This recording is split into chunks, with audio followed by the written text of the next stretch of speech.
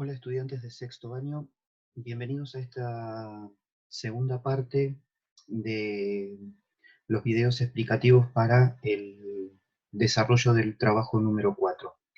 En esta ocasión, para ya terminar con la explicación del trabajo número 4, vamos a focalizar en un punto que es uno que ustedes tienen que desarrollar y analizar, que es el sueño americano y cómo el sueño americano es parte importante para entender el capitalismo moderno y las relaciones laborales en el capitalismo moderno.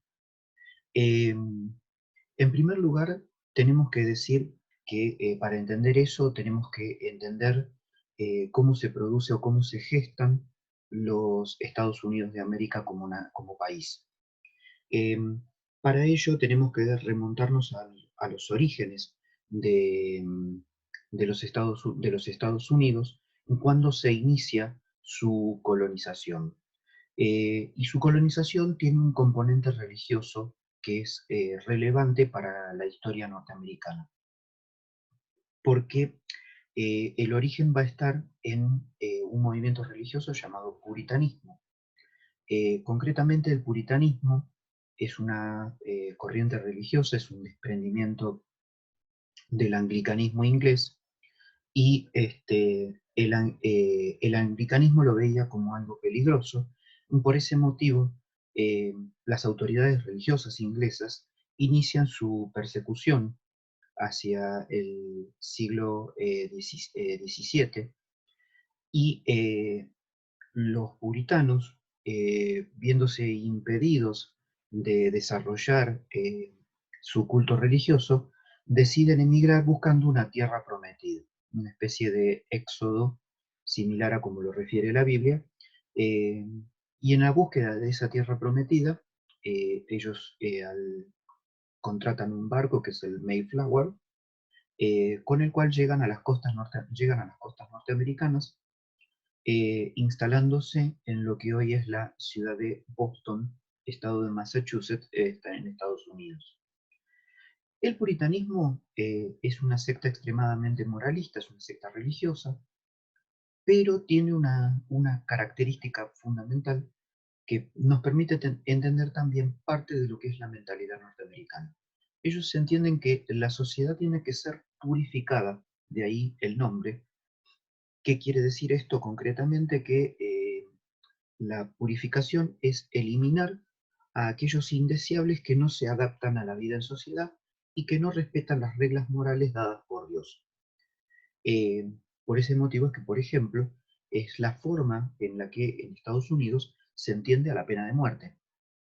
La pena de muerte no es castigar de manera ejemplar a un condenado que cometió un delito, sino que es eliminar a un indeseable de la sociedad que no se adapta a las reglas. Este punto, este punto y esta cuestión religiosa es muy importante para entender después otros aspectos que van a ir surgiendo dentro de lo que se llama americanismo y que se nos va a presentar a todos nosotros como el sueño americano. El otro elemento que tiene que ver con esta historia original es la constitución del famoso Día de Acción de Gracias. Y el Día de Acción de Gracias es una bisagra en la historia de la colonización norteamericana, porque los colonos que llegan al estado de Massachusetts, al que hoy es el estado de Massachusetts, se encuentran con una gran dificultad. Es una zona muy árida, extremadamente compleja y sobre todo para el desarrollo de actividades agrícolas. Los primeros años los colonos la pasan muy mal, sufren varias hambrunas, hasta que empiezan una exploración hacia, hacia el sur y descubren la desembocadura del río Hudson, y deciden instalarse en el valle del río Hudson y de esa forma fundan la ciudad de Nueva York. Eh, con la fundación de la ciudad de Nueva York y la instalación en el valle del Hudson, este, se produce un cambio porque encuentran un valle fértil, las cosechas son abundantes, la colonia se empieza a volver más próspera, y ellos atribuyen concretamente a que esto se trata de un milagro. Y por ese motivo deciden instituir el Día de Acción de Gracias, y por ese motivo para la sociedad norteamericana el Día de Acción de Gracias se vuelve una fecha clave en su calendario. Pero esto termina de completar algo que va a ser muy importante, sobre todo para lo que va a ser la política norteamericana a partir de que Estados Unidos se declare independiente en 1776 y comience a consolidarse como una nación y como un Estado, y empiece un proceso de expansión, porque recordemos que en un primer momento, geográficamente, Estados Unidos solamente son 13 colonias en la costa este de los Estados Unidos. Este, eso significa, eso significa que los Estados Unidos van a entrar dentro de lo que se va a llamar doctrina del destino manifiesto. El destino manifiesto, concretamente, va a ser cuál es el rol de los Estados Unidos en el mundo. Y dado el componente religioso de la idiosincrasia norteamericana, va a haber una fuerte creencia de que esto es una misión de Dios. Entonces, Dios le ha dado un rol y un destino a los Estados Unidos dentro del concierto de las naciones.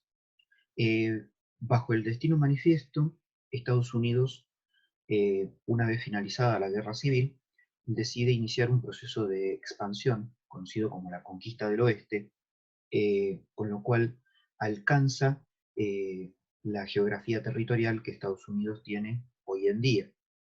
Eh, pero también es muy importante tener en cuenta que ese destino manifiesto lo lleva también a pensar en destinos ultramarinos.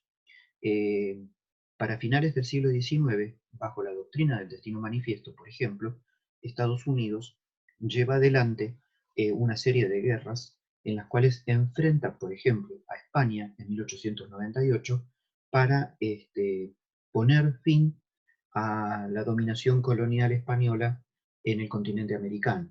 En parte del destino manifiesto es lo que se llama doctrina Monroe también, América para los americanos. El presidente Monroe en 1823 plantea esta doctrina, y que después va a ser complementada con lo que se va a llamar Colorado Roosevelt por Theodore Roosevelt, el primero de los Roosevelt en ser presidente, eh, que va a ser conocida vulgarmente con el nombre de política del garrote, y que termina justificando lo que los norteamericanos o los gobiernos norteamericanos llaman el día de hoy guerras preventivas. O sea, te hago la guerra por las dudas. Eh, muy referido también a esto de cuando necesito desviar la mirada sobre mi gobierno, invento un enemigo y hago una guerra. En ese proceso de expansión que se inicia en el finales del siglo XIX, después de la conquista del oeste, hacia los territorios ultramarinos, por ejemplo, como consecuencia de la guerra de Cuba, Estados Unidos consigue la independencia de Cuba, pero hace sancionar la enmienda Pratt en la Constitución cubana, una constitución redactada por un senador norteamericano, que es el senador Samuel Pratt, quien establece en esa enmienda para la Constitución cubana que Estados Unidos se arroga el derecho de intervenir en Cuba cuando sus intereses se vean violados. Consecuencia de esa misma guerra también, por ejemplo, Estados Unidos transforma Puerto Rico en la estrella 52 de la bandera y toma a la isla de Guam y a las Filipinas como territorios de administración fiduciaria, situación que va a durar, en el caso filipino, hasta finalizada la Segunda Guerra Mundial. Eh, También teniendo en cuenta esto, eh, hay que plantearse qué es lo que pasa con Estados Unidos durante las guerras mundiales. Y Estados Unidos, a raíz del destino manifiesto, toma la postura de que es necesario intervenir. eh, y también va a ser necesario plantar banderas falsas para convencer a la sociedad norteamericana de que tienen que entrar a la guerra. Eh, este destino manifiesto es lo que lleva a Estados Unidos a convertirse en una potencia política y económica y militar después de la Segunda Guerra Mundial y ser una de las dos potencias que va a encabezar el proceso conocido como Guerra Fría.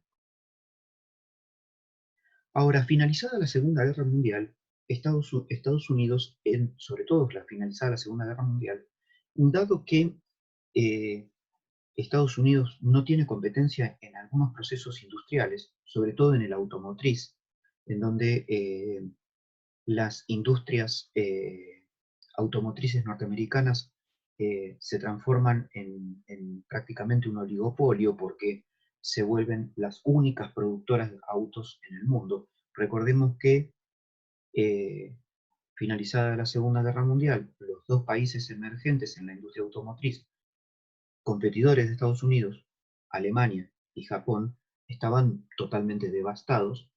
Y también hay que decirlo, es muy llamativo cómo en los últimos años de la guerra, la concentración de los bombardeos militares se produce justamente en las ciudades de Alemania y de Japón, donde están concentrada la industria automotriz.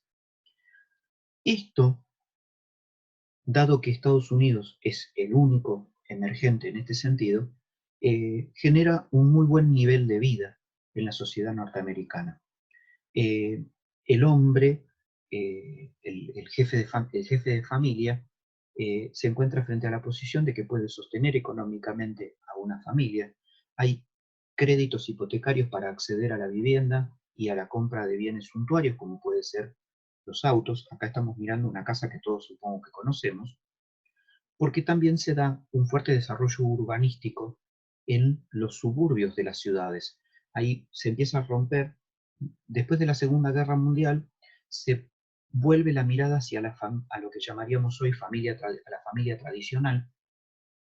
La idea es recuperar esa imagen de familia, se fomenta el matrimonio, hay facilidades para las personas casadas para acceder a créditos, y eso permite el desarrollo suburbano porque las familias buscan tranquilidad para la crianza de los hijos.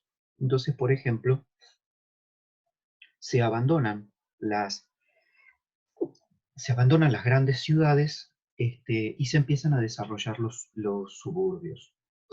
Las, por ese motivo nos vamos a encontrar que eh, las urbanizaciones tienen características parecidas, las casas son prácticamente iguales, y aparece algo muy llamativo, que es que la familia, con el solo ingreso del esposo, puede sostener la casa, la mujer se queda en la casa criando a los hijos, y se pueden tener dos autos, un sedán para que el marido vaya a trabajar y un auto familiar para que la mujer lleve a los hijos a la escuela y pueda ir a hacer las compras.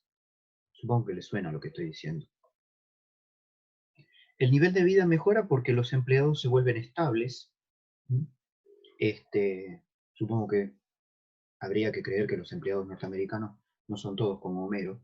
Y por ese motivo, la estabilidad laboral garantiza esta mejora en el nivel de vida y el aumento en el nivel de vida y las posibilidades y la expectativa.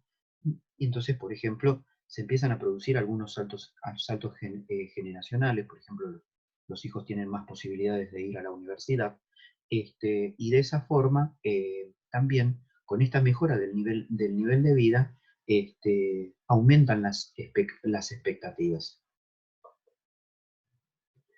Ahora, se consolidan también cosas que tienen que ver con la mentalidad propia del norteamericano promedio, ¿sí? Esta cuestión de la vida religiosa se vuelve algo fundamental. Entonces, no importa quién sea o cómo sea, el domingo voy a la iglesia.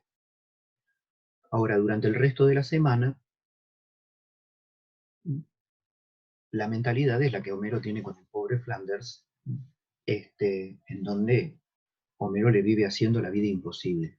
Esto es porque recordemos que el liberalismo como filosofía, cuando surge, instala un individualismo muy fuerte y la sociedad norteamericana va a ser muy característica de ese individualismo. Es una cuestión introspectiva, me miro para adentro permanentemente y lo que pasa a mi alrededor prácticamente no me importa. Lo que se va a consolidar también después de la Segunda Guerra Mundial es el sistema político de los Estados Unidos, sostenido fuertemente por un bipartidismo muy característico, todos lo conocemos, se divide la sociedad en republicanos y demócratas. Esta división viene de mucho tiempo antes, ya el Partido Republicano y el Partido Demócrata tienen cerca de 200 años de existencia en los Estados Unidos. Durante la Guerra Civil Norteamericana, en la segunda mitad del siglo XIX, entre el año 1860 a 1865, cuando la guerra finaliza, la división se produce de manera geográfica. ¿Por qué? Porque el norte, triunfador de la Segunda Guerra Mundial, toma una postura más republicana y por lo tanto los estados del norte, los que venían a defender la Unión, son estados republicanos y apoyan al presidente Lincoln hasta su asesinato, hasta que es reemplazado después de su muerte. Pero el sur, derrotado en la guerra civil, derrotado y humillado. Recordemos que finalizada la guerra civil norteamericana, eh, el gobierno federal decide la intervención de los estados del sur y envía a dos generales del ejército norteamericano, que son el general Sherman y el general Sheridan, que fueron los que condujeron, junto al general Ulysses S. Grant, la guerra civil en contra del ejército confederado. Y estos generales tienen una postura muy represora. Y eso lleva a los estados del sur de los Estados Unidos a volverse demócratas. Porque como el norte y Lincoln es un republicano, entonces mi respuesta es como en rechazo a eso, me vuelvo demócrata. Eso va a durar mucho tiempo. De hecho, todavía hay estados del sur que siguen teniendo una impronta demócrata. Uno es el caso del estado de Arkansas, por ejemplo, donde a Estados Unidos le dio un presidente, que fue el caso de Bill Clinton, que fue gobernador del estado de Arkansas y se llegó a convertir en 2 veces presidente. Hoy por hoy, la división entre republicanos y demócratas está dada por las costas de los Estados Unidos se han vuelto demócratas, sobre todo las ciudades que han pasado a tener una impronta mucho más cosmopolita. Por ejemplo, Nueva York en la costa este, San Francisco y Los Ángeles en la costa oeste. Es una característica. Entonces, mientras las costas se han vuelto demócratas, el centro de los Estados Unidos y sobre todo el medio oeste se ha vuelto republicano. ¿Por qué? Porque es la zona de los Estados Unidos que ha mantenido la impronta de un perfil de sociedad conservadora y fuertemente religiosa. Eh, por ese motivo podemos decir que la mitad de los votantes que votaron a Donald Trump en la última elección son como Flanders y la otra mitad son como Cleto. O sea, son o familias conservadoras religiosas o el granjero del medio oeste, al cual siempre se lo ha visto vapuleado y es el que ha sufrido los perjuicios. O sea, es un motor de la economía norteamericana muy importante, pero se lo ha raleado, se lo ha dejado de lado porque en realidad los gobiernos norteamericanos a lo largo de la historia han decidido sostener y motorizar la industria. Homero sería el clásico votante demócrata. Recordemos que en Estados Unidos votar es voluntario, y un dato muy llamativo es que, por ejemplo, en la elección donde Donald Trump fue electo presidente, solamente votó lo similar a un 4% del total de la población norteamericana en edad de votar. Quiere decir que el nivel de participación es muy bajo porque en realidad sigue primando este individualismo. Marge es la mujer promedio. Marge es la mujer del sueño americano. Es la mujer que viene a quedarse en casa, a criar a los hijos, a ocuparse de los quehaceres domésticos, que renuncia a, a las posibilidades laborales, renuncia a la posibilidad de ir a la universidad. Un dato muy significativo y que está representado en una película que a lo mejor ustedes han visto, que se llama La sonrisa de la Mona Lisa. La actriz principal es Julia Roberts. Algo que ocurría en la década del 50 de los Estados Unidos era que las universidades estaban divididas entre universidades para hombres y universidades para mujeres. Y es muy llamativo, por ejemplo, que las universidades para mujeres tuvieran materias como economía doméstica, en donde las mujeres tenían que aprender labores. Ahora, sin embargo, por eso la ponemos acá, Lisa viene a representar a lo que se llama la izquierda cultural norteamericana. Y es un personaje central. ¿Por qué? Porque si bien no logran tener mucho poder, en la izquierda cultural norteamericana podemos ubicar a algunos artistas de Hollywood, por ejemplo. Y eso es llamativo porque a partir de la década del 60, después de Kennedy, sobre todo, los candidatos a presidente de los Estados Unidos buscaron en Hollywood un apoyo muy fuerte para tratar de ganar las elecciones. Y de hecho, si hoy vemos, la mayoría de las campañas electorales de los candidatos a presidente norteamericanos son llevadas adelante por artistas de Hollywood. Es como, te presto mi imagen para que por si tu imagen como político está muy devaluada, eh, logres salir adelante. Es muy característico, ustedes fíjense y van a ver que en Estados Unidos eso se da. De hecho, en la película de Los Simpson hay un pasaje que a veces pasa inadvertido y que vale la pena remarcarlo. Al comienzo de la película, cuando están viendo la, la saga de Tommy y Daly, Daly cuando regresa a la Tierra después de dejar muerto a Tommy en la Luna, y vuelve como una especie de astronauta héroe, se presenta como candidato a presidente, gana y lleva a Hillary Clinton de candidata a vicepresidente, y hay una escena en la que aparece Daly jurando la Constitución con Hillary parada atrás. Matt Groening eso lo hizo a propósito porque en ese momento él hacía campaña por Hillary Clinton. Recuerden que fue el año 2008, fue el año en el que Barack Obama es electo presidente, este, pero él primero tuvo que ir a la elección primaria con Hillary Clinton. Hillary pierde en esa ocasión la primaria y no se convierte en la candidata a presidente de los Estados Unidos. Sin embargo, el hecho significativo es que Obama se convierte en el primer presidente afroamericano en la historia de los Estados Unidos. Todo esto es para más o menos resumir en qué consiste esto de la izquierda cultural norteamericana. Y la imagen es Lisa. ¿Por qué? Porque es una persona preocupada por el ambiente, es una persona preocupada por la cultura, es una persona preocupada por los derechos de las minorías, es una persona con una capacidad intelectual muy fuerte, y dentro del mismo espectro norteamericano se los conoce así, se los conoce como izquierda cultural.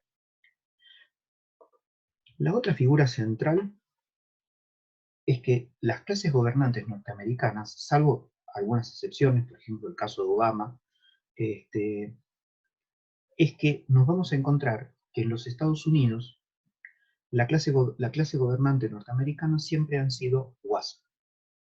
WASP es una sigla que en inglés significa tres cosas: blanco, anglosajón y protestante. Y si nosotros hacemos un raconto de los presidentes norteamericanos, nos vamos a dar cuenta de que todos reúnen esta condición. O sea, son personas étnicamente caucásicas, como se le dice usualmente, son descendientes de anglosajones. Muchas veces lo que nos encontramos es que hay familias enteras dedicadas a la vida política de los Estados Unidos. Un ejemplo son el caso de los Roosevelt, el caso de los Bush, el caso de la familia Kennedy, por ejemplo. Los Kennedy es un caso emblemático también porque rompe con el molde de los WASP, porque los Kennedy eran descendientes de irlandeses y eran católicos. Y el otro caso es Obama, que es afroamericano. Este, pero la mayoría de los presidentes norteamericanos reúnen esas condiciones. Trump es un WASP. Por lo tanto, lo que nos vamos a encontrar es que siempre es esta impronta. Es como que hubo momentos en la historia en donde, bueno, permitamos que uno que no sea de nosotros gobierne los Estados Unidos, como para decir, bueno, somos pluralistas, pero en realidad no lo son. Y son personas extremadamente conservadoras, por eso ponemos como representante de los WASP al señor Burns, como un claro ejemplo. Este, si tienen presente la, la película de Los Simpson, hay un diálogo en donde el jefe Gorgory con el médico, ahora no me acuerdo el nombre, eh, y Apu lo van a ver y le piden electricidad para la ciudad cuando ya la ciudad estaba dentro del domo. ¿Mm?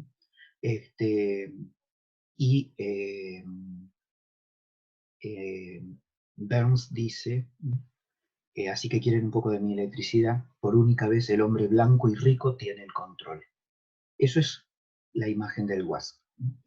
Son familias poderosas, son familias con un poder adquisitivo muy fuerte en los Estados Unidos, muchas de ellas enriquecidas, o sea, legalmente, por haber llevado adelante actividades comerciales que tuvieron que ver con ese proceso de industrialización norteamericana que les comentaba después de la Guerra Civil, o sea, en la segunda mitad del siglo XIX.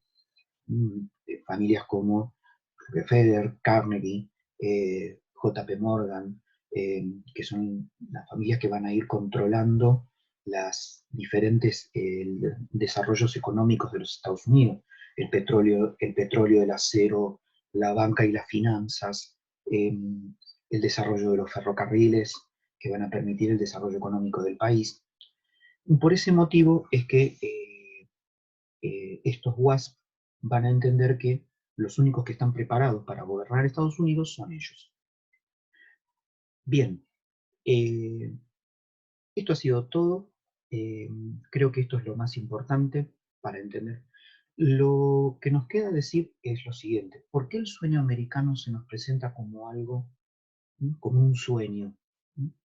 Y esto es fundamental, porque esta idea de que en Estados Unidos se vive mejor y que hay más posibilidades es lo que lo lleva a verlo como un sueño, y eso es lo que lleva a esta cuestión migratoria de buscar en Estados Unidos mejores expectativas de vida.